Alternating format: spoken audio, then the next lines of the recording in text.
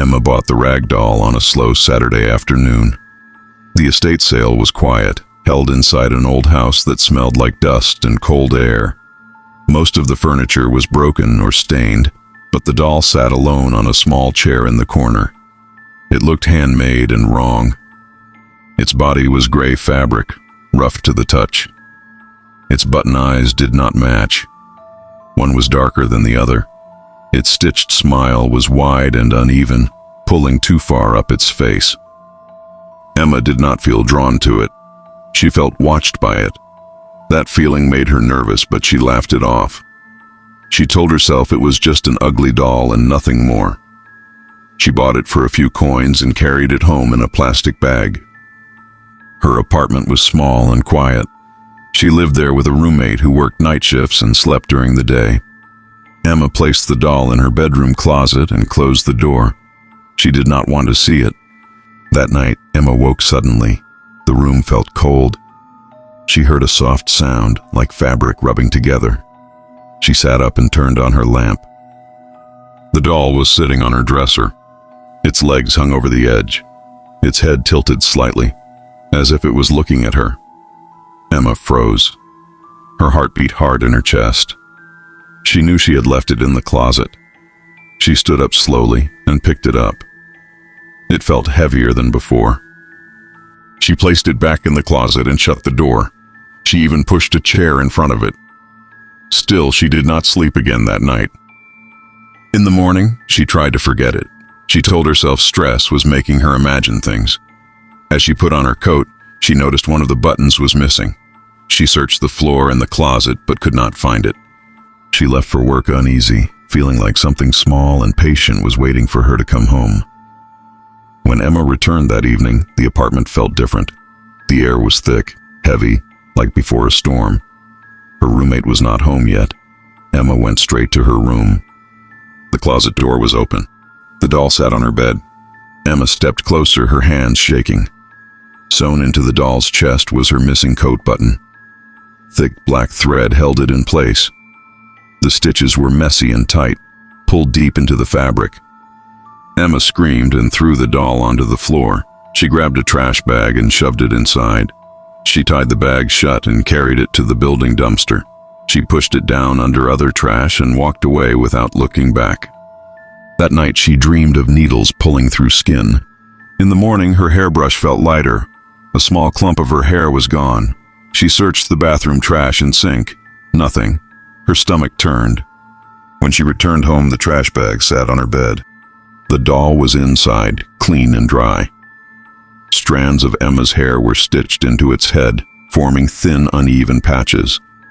The doll's fabric looked darker now, closer to her skin color.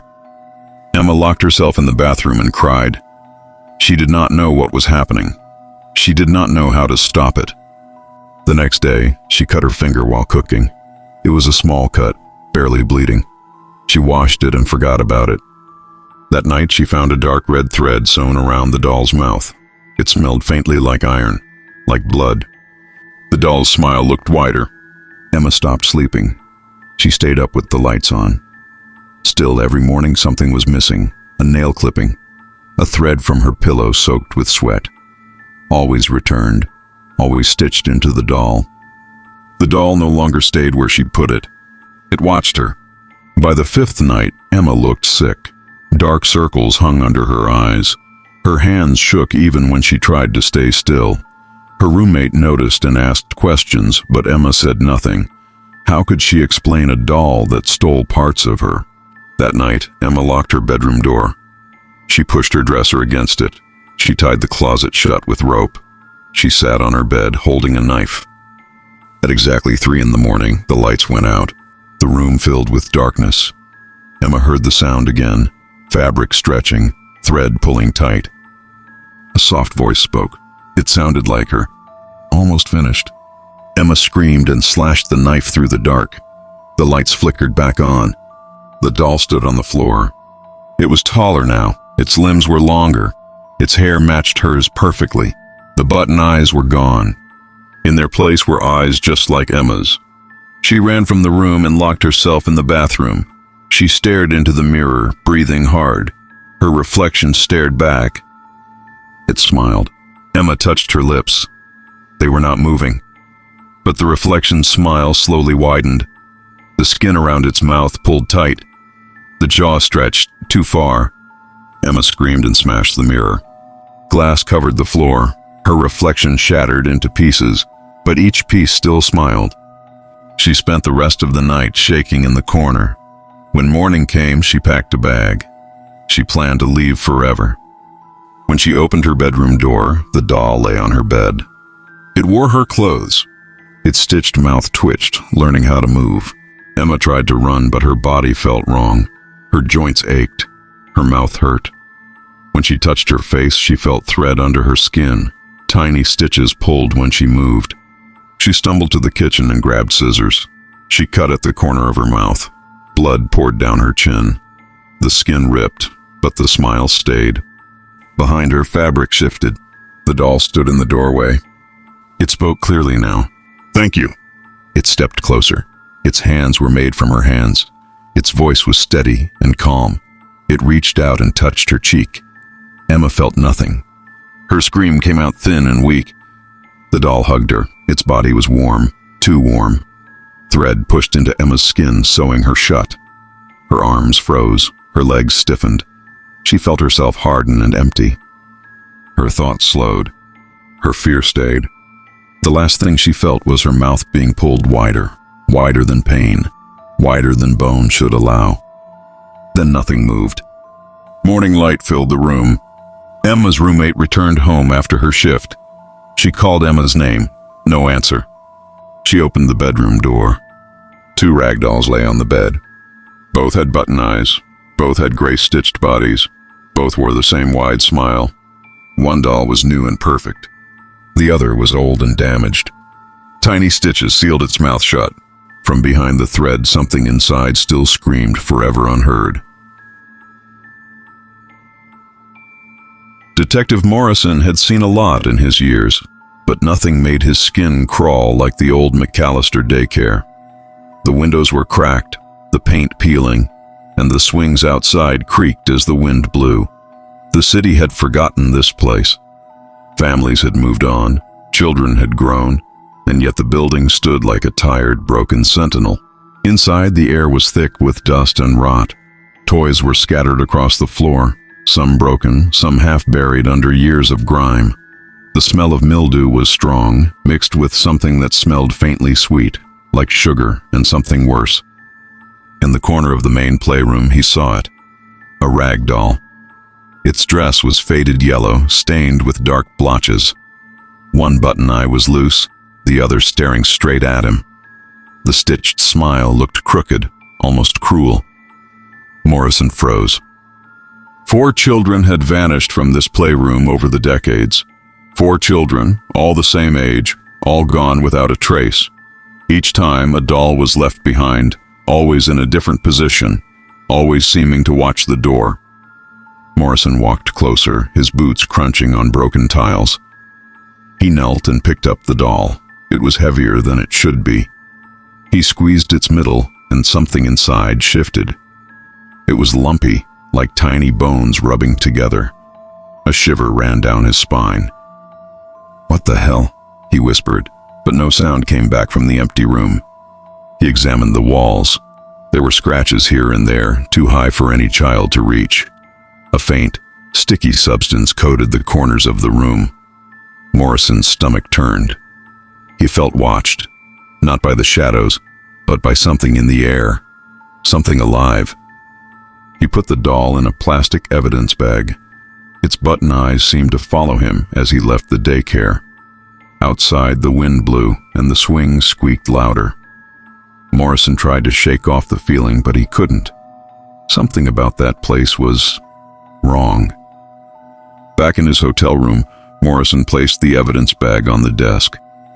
He tried to call it a day, to eat, to relax, but his mind kept returning to the doll. Its eyes seemed to burn into him from the bag, and he couldn't stop thinking about the children. He lay down to sleep, exhaustion heavy in his body, but in the darkness he heard it. A faint giggle, a child's laughter. He sat up, heart hammering. The bag was zipped. No one should be in this room. The laughter came again, closer this time, circling him. He turned on the lamp. Nothing. Shadows stretched across the walls, moving with the wind from the cracked window. He exhaled slowly, telling himself he was tired, imagining things. Then he saw it, the doll, sitting on the nightstand, upright, facing him.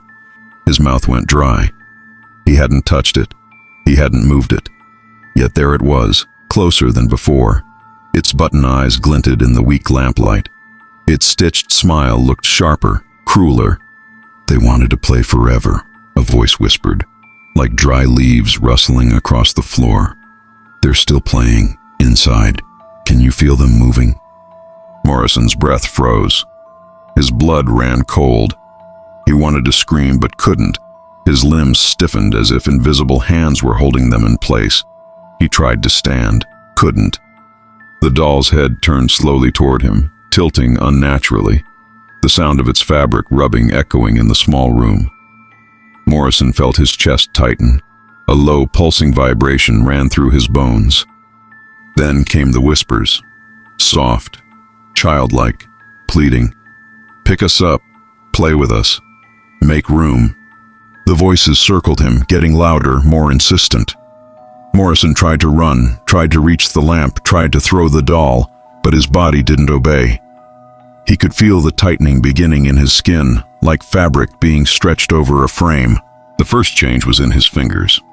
They stiffened, joints cracking as if they were being reshaped. Then his arms tightening, stretching unnaturally. Morrison tried to scream, but only a wet, gurgling sound came out. The room felt smaller. Shadows pressed against the walls. The whispers became voices, calling from inside the doll.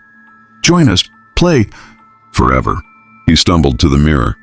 What he saw made his stomach twist. His face was changing. His skin stretched taut, flattening over his cheekbones. His eyes grew wide, unblinking, painted on by some invisible hand. The corners of his mouth stretched into a stitched grin. Morrison tried to fight it, tried to claw at the mirror, tried to grab the doll, but it was too late. The voices inside the doll laughed, high and gleeful. They were inside him now, weaving into his bones, turning him into something else. His reflection no longer looked human. It stared back with hollow eyes, a fixed smile carved into the face. Morrison screamed, but it was muffled, trapped. The sound became part of the laughter. The air in the room vibrated with it. The doll sat closer now, unzipped edges of its dress seeming to shift as if alive. Morrison felt his head growing heavy, hardening like the cloth of the doll. His body was no longer his own. By morning, the hotel room was silent. The lamp was off. Morrison's bed was empty. The doll sat on the nightstand, smiling. Its button eyes reflected the first rays of sunlight. Morrison was gone. Or rather, he was no longer human. His body, twisted and flattened, now shared the doll's fabric form. The voices of the children inside were joined by his own. They giggled softly, waiting for the next visitor. Housekeeping later reported a strange sight. The room smelled of mildew, of old sugar, of something rotten. The bag of evidence had vanished. Police were called, but the room was empty. Nothing unusual was found except the doll still sitting on the nightstand. At night, faint scratching could be heard. Shadows moved along the walls. And sometimes, if someone stayed too long, a whisper would ask softly, "Want to play?" The transformation had finished. Detective Morrison's human life was over. His consciousness merged with the children's, trapped forever inside the doll. Back at McAllister Daycare, the ragdoll sat in the corner once more. Its dress still stained, its button eyes shiny and cruel, its stitched smile wide. But now there were 5 voices inside, 4 children, and 1 grown man all trapped together. The playroom waited patiently for the next visitor. A new hand to lift the doll, a new heart to fill its empty body. Dust swirled around the room. Toys moved slightly as if pushed by invisible hands. The air smelled sweet, rotten, and cold. Sometimes passers-by claimed they heard laughter when they walked past. Children's laughter mixed with a man's terrified voice. Some said they saw the doll in the window watching, waiting. No one knew how it worked, but the legend spread. The McAllister daycare was cursed. Children vanished, adults vanished, and the doll remained. Its smile grew with each new victim. It waited, inviting, patient, eternal. And if you looked closely, you could see faint movements under the fabric, shadows shifting inside. The doll wanted to play, forever. One day someone would pick it up, and there would be 6 voices inside, and the playroom would be full again. The doll never stopped watching. It never stopped waiting. When Claire's grandmother died, no one was surprised that the house was quiet afterward.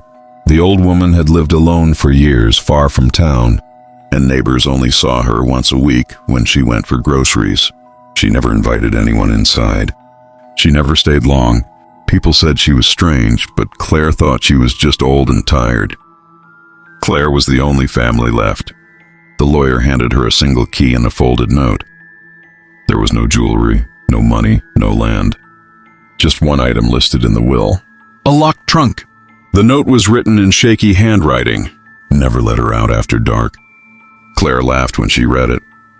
Her grandmother had always liked dramatic warnings. As a child, Claire remembered being told not to whistle at night or leave mirrors uncovered. It was all nonsense. Old fears from another time. The trunk was heavy and smelled faintly of damp cloth and rust. When Claire opened it, she found a rag doll lying inside. It was ugly. The doll wore a faded red dress that had once been bright, but was now dull and stained. Its body was made of gray fabric, patched and repaired many times. Black button eyes stared upward without reflection. The face was smooth where features should have been, except for the mouth. The mouth was wrong. Crude black thread stitched the lips together again and again. Some stitches were torn. Others were sewn over old wounds. The fabric around it was frayed, as if the mouth had been forced open and closed many times. Claire felt a brief chill, then shook her head. "It's just a doll," she said. She closed the trunk, carried the doll upstairs, and placed it on a shelf in her bedroom. The trunk went into the closet. She forgot about the note. That night, Claire slept badly. The house made noises she wasn't used to. Pipes knocked. Wind scraped the walls. Sometime after midnight, she woke to a sound that did not belong to the house. A slow ripping noise, like fabric tearing under pressure. She sat up, heart racing, and listened. The sound stopped. The room was still. In the morning, sunlight filled the bedroom. Claire laughed at herself again. She blamed an old dream and reached for her phone. Then she saw the doll. Its mouth had torn wider. Black threads hung loose like wet strands of hair. The opening was larger than before, stretched into an uneven smile. Her cat did not come when she called. She searched the house, growing more anxious with every room. At the back door, she found the cat's collar on the floor. The leather was chewed through. Tiny teeth marks lined the edges. Claire did not laugh this time. Claire told herself there was a normal explanation. Animals got into houses all the time, mice, raccoons. Maybe something had dragged the cat outside. She avoided looking at the doll. All day she felt watched. The house felt tighter, quieter, as if sound was being swallowed. When evening came, Claire locked the doll inside the trunk and pushed it deep into the closet. She went to bed early with the lights on. That night she woke unable to breathe. Something heavy pressed against her chest. Her eyes flew open. The doll sat on her, its button eyes inches from her face. It felt heavier than cloth should feel. Its body was swollen, stretched tight, like it had been stuffed with something wet and dense. The mouth moved. Threads pulled apart as the fabric opened wider. A voice came from inside it, soft and broken, like air leaking through a tear. "Hungry," it whispered, "so hungry." Claire tried to scream, but the weight crushed the sound out of her. The doll leaned closer. "She kept me full," it said. "She was good, she understood." Claire kicked and rolled, and the weight vanished. She fell off the bed and hit the floor hard. When she looked up, the doll was back on the shelf, sitting neatly, mouth closed again. Morning came slowly. Claire packed the doll into a trash bag and drove to a nearby gas station. She dumped it into a large outdoor bin and drove home without looking back. The doll was waiting on her bed when she returned. She screamed then. She grabbed it with shaking hands and threw it into the sink. She poured lighter fluid over it and struck a match. The flame died instantly. The fluid soaked into the fabric without burning. The doll's button eyes reflected the light. Its mouth twitched. That night, Claire did not sleep. She searched her grandmother's house for answers. In the basement, she found a locked cabinet. Inside were old journals.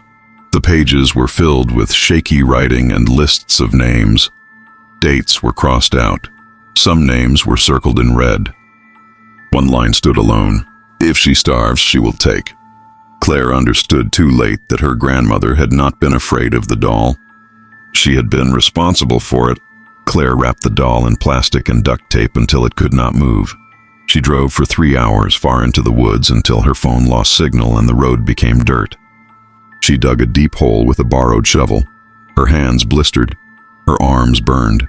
She did not stop until the hole was deep enough to hide anything. She dropped the doll inside and covered it with dirt and stones. On the drive home, she did not look in the rearview mirror. At midnight, scratching woke her. Not at the door handle, at the bottom of the door. Slow, patient scraping like fingers digging into wood. Claire backed away, every instinct screaming at her not to open it. The scratching stopped. Silence filled the house. Then a voice soft and pleased. "I walked," it said. Claire opened the door. The doll stood on the porch, caked in dirt and leaves. Its body was larger now. The dress hung tight around a swollen shape the size of a child.